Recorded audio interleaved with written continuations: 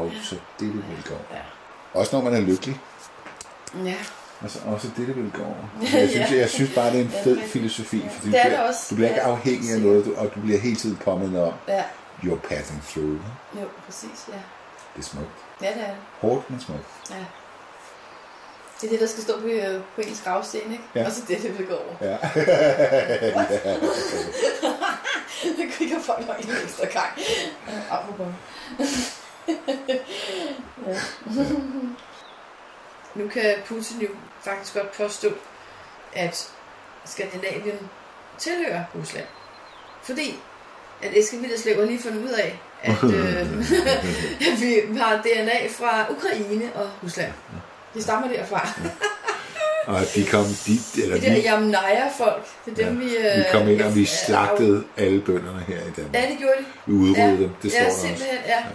Det var ligesom indianerne. Ligesom portugiser og spanier gjorde mod indianerne over. Fuldstændig. Det har været sammen. Jeg troede, at det var noget med, at de ligesom lærte noget af nogle tilrejsende, og så kunne de sådan hygge sig med det, og nej, det var det slet ikke. De blev bare skubbet ud og meget ned og fjern jer, og vi skal bo her. Kvinderne voldtaget, børnene dræbt, og mændene brugt som slaver. Lige præcis. Ja. Og de forsvandt bare, som sunket i jorden. Der er ikke mere tilbage af dem. De er bare væk. Bum. Ja. Ærtebøllefolk. Farvel.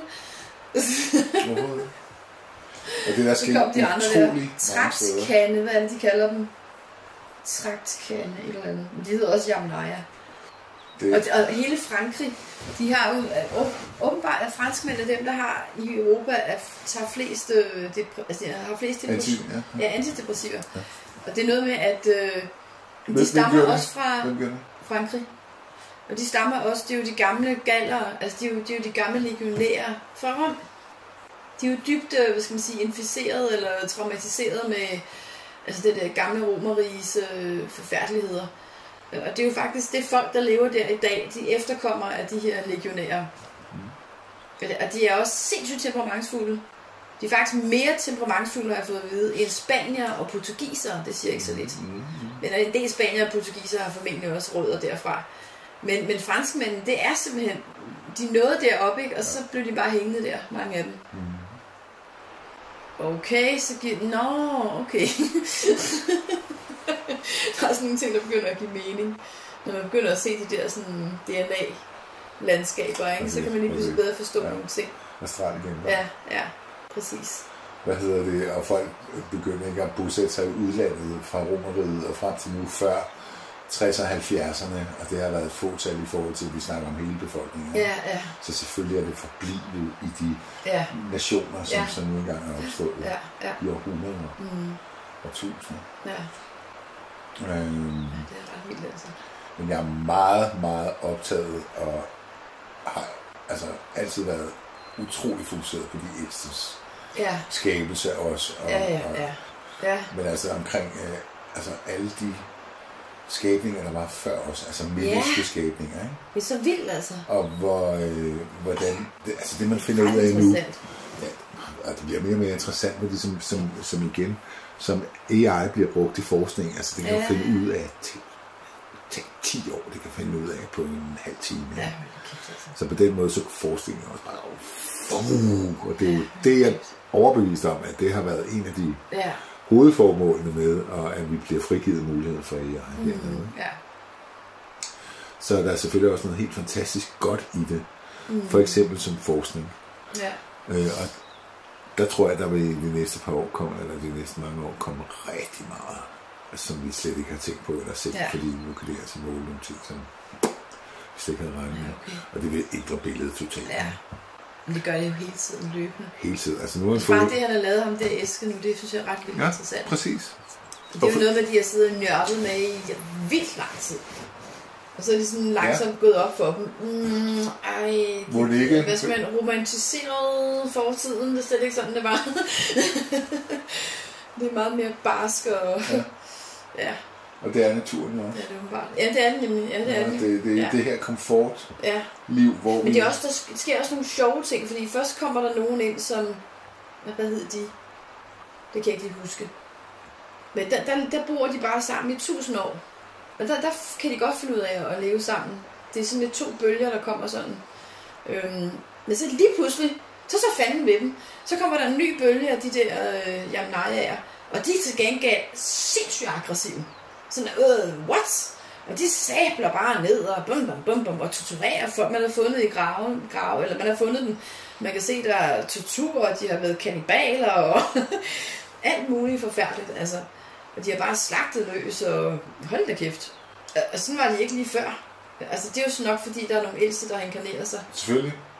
Og har været sådan, ligesom sådan en Genghis Khan, ikke? Altså, så bare, altså, for ellers er de bare gået og daffet rundt og hygget sig, og sådan snakket lidt og drukket noget sammen, og så har de hygget sig. Og lige pludselig kommer der sådan en anden psykopat, og så fanden med dem. Altså, som du også kan se i historien, at det der er beskrevet, der er altid en lederskikkelse. Ja, præcis. Ja. Der er altid en, der mener sig. Ja. Folkets talerør. Ligesom Genghis Khan, ikke, som simpelthen fik Kublai Khan og hvad de ellers hedder. Det er det samme. Og ham der, hvad hedder han, Attila, underkongen Attila, han var personligt ansvarlig for folkevandringstiden. Tag lige den ind. Ikke? Ja, og det var ingen krudtes opfindelse. Fuck, mand. De kom bare på de der ryttere, og det var det samme Yamnayaerne, det var også rytterfolk ude for sletterne der. Ja. Og de kunne bare sådan nærmest køre sådan rundt om hesten sådan her, samtidig med at de skød pile i alle retninger og sådan noget, og fløj afsted med 100 km i timen. Altså, de havde ikke en jordisk chance, de andre ville bare trumle med. Det var bønder. Og selv Romerriget var bange for dem. Altså, de betalte, jeg ved ikke hvor mange, sindssygt meget guld om året, for at de skulle, altså de blev nødt til at give dem alt det her guld, for at de ikke skulle invadere Romerriget. Det siger noget om det. Romerriget.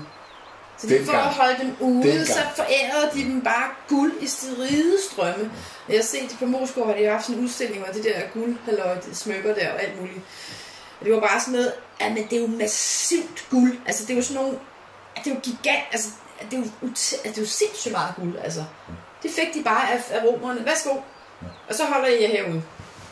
Tak, så de inkasserede bare, og de var stenrige. Og fuldstændig psykopat, vanvittige. Så selv romerne, de kunne ikke leve, de kunne ikke holde dem ud. Og så satte hele folkevandringen bare i gang, fordi de løb bare sådan foran dem, flygtede bare sådan, hver gang de nærmede sig, så flygtede folk bare. Så sindssygt altså. Men den tendens, du snakker om nu, den er gået helt tilbage til de første dyremennesker, de ældste. Ja. Hvor der netop har været en leder, som har gjort opbrud, eller en anden har gjort opbrud og oprør, whatever, og så blev det lederskikkelse. Ja. Så hele flokkens meningsmål, det er gået en ny vej. Ja. Jeg kan ikke forklare, hvad det er. Jeg kan fortælle dig, hvad der sker, som jeg lige har gjort. Ja.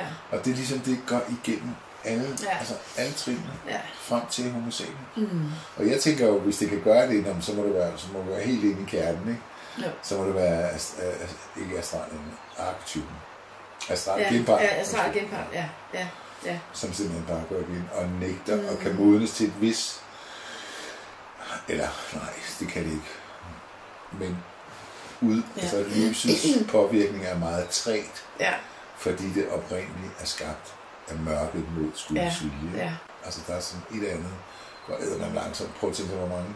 Altså, når vi nu snakker om Cro-Magnoner og tidligere årmillioner,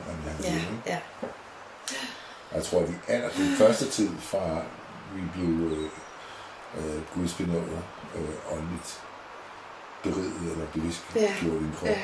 Altså de første tusindvis af år har været det hårdeste år.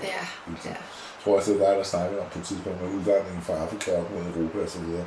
Der var et tidspunkt, hvor de var under 10.000, fordi tørke og dyreangreb og alt muligt andet, hvor vi var så længe nede, at skulle der ske en oversvømmelse, stormflod, vulkanudbrud, så er vi jo væk. Ja, det er så vildt altså. Så nede på omkring 10.000 eller under, det er ret mange.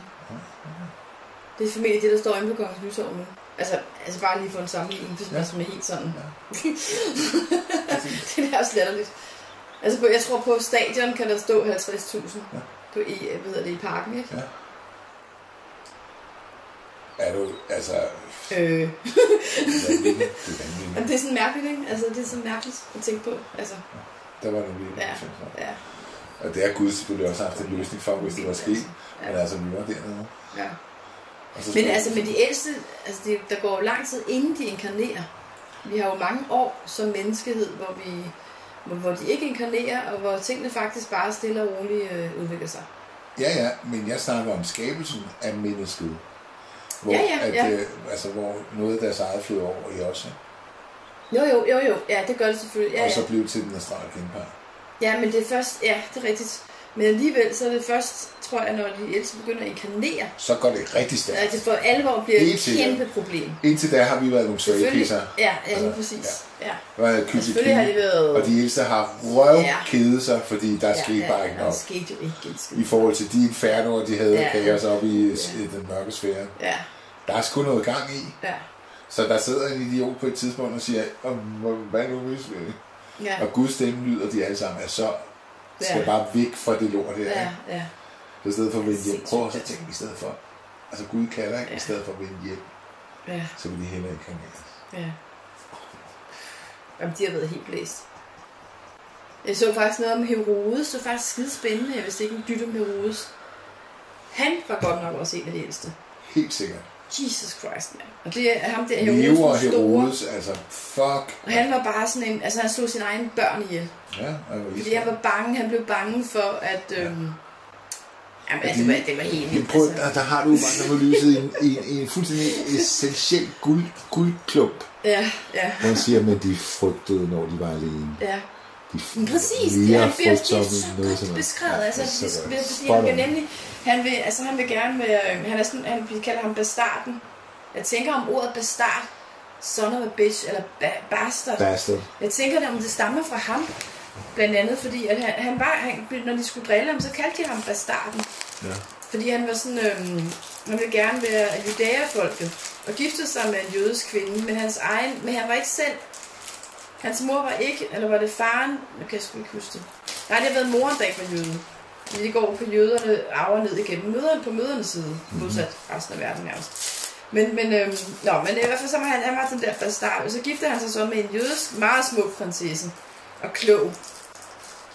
Og hun samarbejder så med Kleopatra af Egypten, om at få ham skubbet væk, ikke? Fordi han er Herodes. Ja, godt. Han er bare forfærdelig.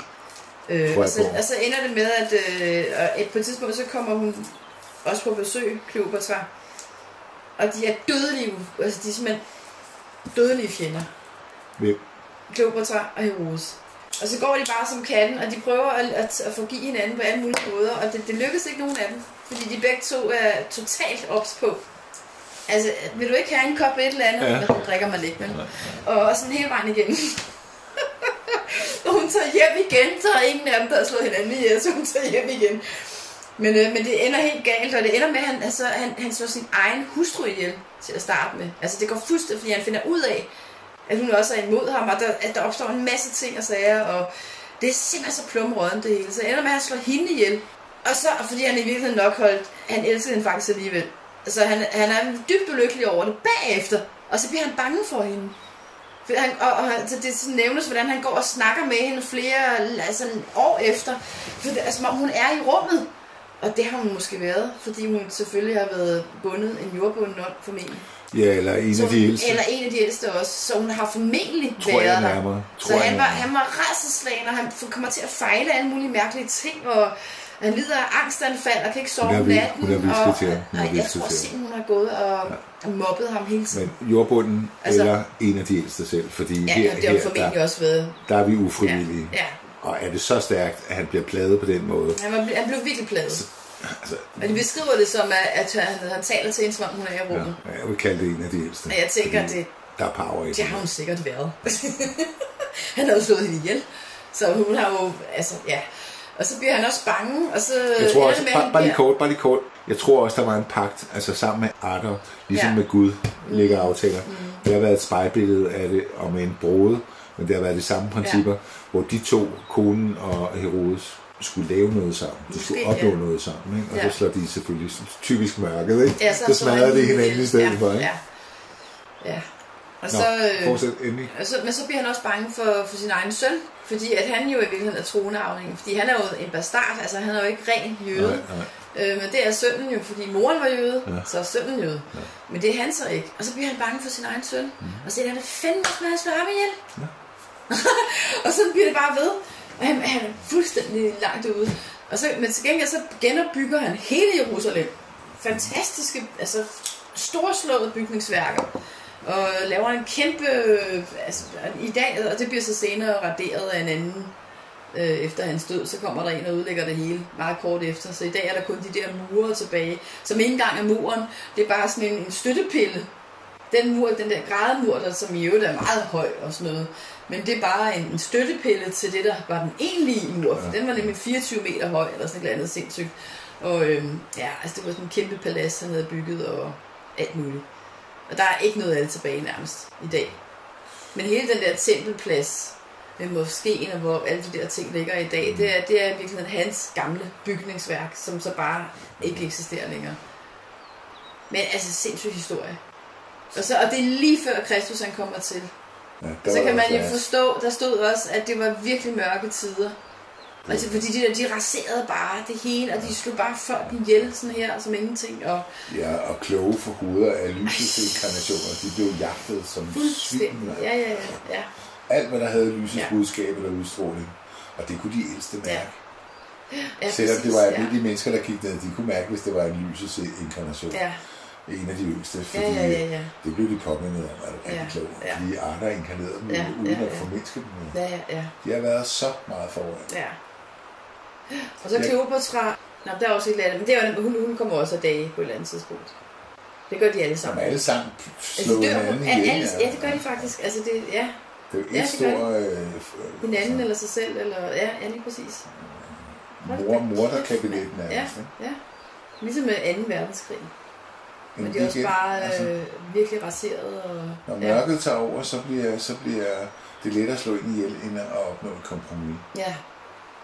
Det lyser sådan. Opnå et kompromis. Forsoning. Det er det, Gud snakker om hele tiden. Gå hinanden i møde.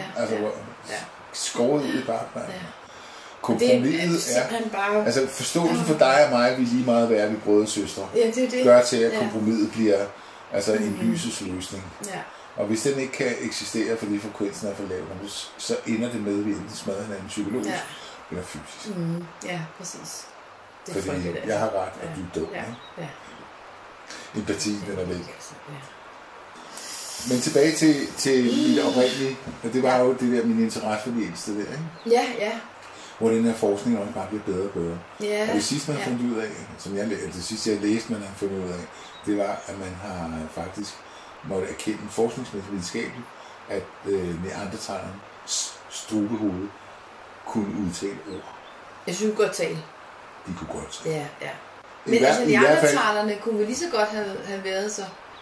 Når man har bare gået rundt og sagt indtil nu, at neandertalerne ikke kunne tale. Ja. De havde kun vokallyde. Og sådan noget. På den måde abe-niveau, ikke? Men nu havde man fundet sådan noget forskning. Ja. Fundet frem til, at om det var strubebener, I don't know, men man har bare fundet frem til, at de faktisk havde et sprog, for de kunne tale. De begrave deres døde og så videre. Ja. Men det vil jeg også tænke på, hvis de kunne tale, der er nok været sange og sådan noget også. Ja, helt klart. Så har vi lige pludselig en meget, meget højere kultur. Ja. Og derfor er det også meget logisk, at fordi man har også fundet områder, hvor neandertaler og homo sapiens har sammen eksisteret. Ja. Og så lige pludselig Ja. Og vi har forresten gennemsnitligt er der 2% neandertaler i Amsterdam. Ja, det er også alle sammen. Ja, fordi vi har pullet sammen og fået afkom. Jeg ved ikke med Cro-Magnon. Nej. Måske har man ikke engang DNA'en fra Cro-Magnon. Hvor mange er man op på nu? Hvor mange slagser kender man? Det er et par måneder siden. Der kom vi op på 12. 12? Videnskabeligt bevist 12. Helt forskellige? Ja. På vej til hele tiden. Ja. Og så nogle afarter. Men hende der Lucy, hvad regner man hende for? Som den første stadig. Men hun minder jo mere en abe end noget andet. Jo, men jeg tror det er hofteskålen, eller også er det hjernen størrelse. Eller begge dele. Man måler hende på, hun var den første menneskelignende. Hun var menneske, altså humanoid. Præcis humanoid, lige præcis. Ja. Men hun kunne sgu da ikke tale. Nej, det mener jeg ikke. Det var, hvis det var, så var det vokaler, ikke? Jo. Men det er godt nok lang tid siden. Hvor gammel er det, hun er? Det er nogle millioner. Er det 1,5 eller sådan noget? Er det mere? Ja, jeg tror, det er mere. Okay. Jeg tror, jeg var på 3. Hun står på Moskov. De har sådan en trappe, flot trappe ned, og der står sådan forskellige slags mennesker. Ja, hun ser meget sød ud, men jeg har ikke lyst til at lægge arm med hende. Nej, er du hvad? Jeg tror, hun flår min arm af i stedet. Hun flår den bogstaveligt af. Ja, det tror jeg. I 2 led, både ved albuen og op ved skulderen. Ja, og så æder hun den. Ja, eller slår den med resten. Ja. Men sproget, jeg tror, altså igen, når vi snakker om Guds åndeliggørelse af os, og hvor det begynder at virke i praksis, der tænker jeg meget sådan på altså bålet først, hvor vi begynder at stege vores kød og få mad, hjernens udvikling, ikke? Der begynder noget der. Og så det første rigtige, det er sproget. Ja, det er det. Ja. Altså kommunikation, ikke? Jo. Det er fantastisk. Ja. Fordi, altså, da sproget starter, for mig i hvert fald, så er Guds åndelige betjening, det er en manifestation, det er sket. Ja, ja. Og isolationslag og alt det der, det er sket. Så Guds tanke, vilje er gået i gang i praksis på jordbanen. Ja. Det er stort. Ja. For mig så begynder det. Ja. Og krukker og sange og smykker og alt det der sådan er en edlere form, ikke? Fordi fuglene, når de skal lave redder og alt det der, den ligger helt nede. Men når vi begynder at lave smykker, du ved, af edle ting, og vi har pudset og laver raffinementer og så videre, så er det noget andet. Ja, og tegninger. Præcis. De der vægge, præcis. Udvikling af maling til hulemalerier. Og tegn, det er sprog med tegn, altså hvor man kan skrive. Det er det samme som sproget for mig. Ja, altså, præcis. Der er nogle skriftlig kommunikation, som måske ovenikøbet er lidt mere raffineret end selve det her Q-form. Fordi det har nok været vokaler og konsonanter i starten, ikke? Heho, det betød træ, ikke? Og huha betød bla. Og så det blev også blevet med. Men det startede der. Ja. Det åbnede sig der. Det blev manifesteret der. Ja. Ja, det er vildt, altså. Ja, det er vildt. Ja. Og når du så ser på folk nede i supermarkedet, eller togkuperingen mandag morgen, så tænker man også bare, der er sgu noget galt. Der er sgu noget galt her, altså. Ja. Det er... Ja. Altså, skal jeg sige det, som jeg har det, så er vores muligheder for at udvikle os som mennesker i lysets retninger er hæmmet af den samfundsorden og den kollektive forståelse, der er for arbejde. Ja, Altså, det er så dumt, lav altså. moral. Det er simpelthen bare dumt. Ja.